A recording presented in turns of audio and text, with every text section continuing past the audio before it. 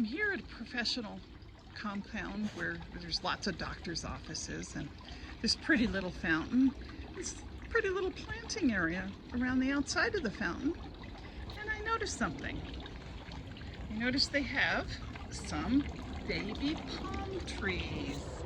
Now these palms are, it looks like they tried to cut them off and that didn't work.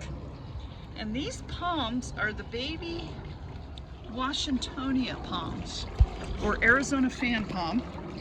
And if you are lucky enough to have one of those in your yard, people go, oh, they're so messy and oh, all the seeds sprout. Well, what you do is when that's in fruit, you collect all those seeds that fall and you boil them into a syrup, a nice, lovely palm syrup.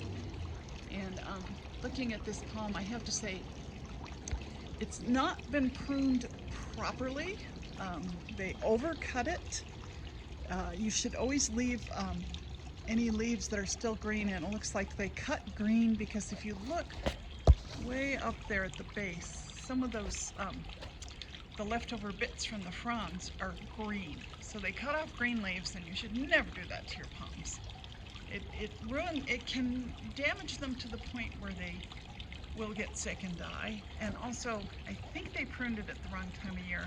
Those look like very recent cuts, and you don't want to prune them in the winter. Anyway, the Washingtonia, the Arizona fan palm, is really lovely, and you know, it fits in certain landscapes. The problem is when it gets big, all you see outside your window is kind of this big trunk. So they have their place and they have their uses. They make a wonderful palm syrup. Thanks for watching Gardening with Soule.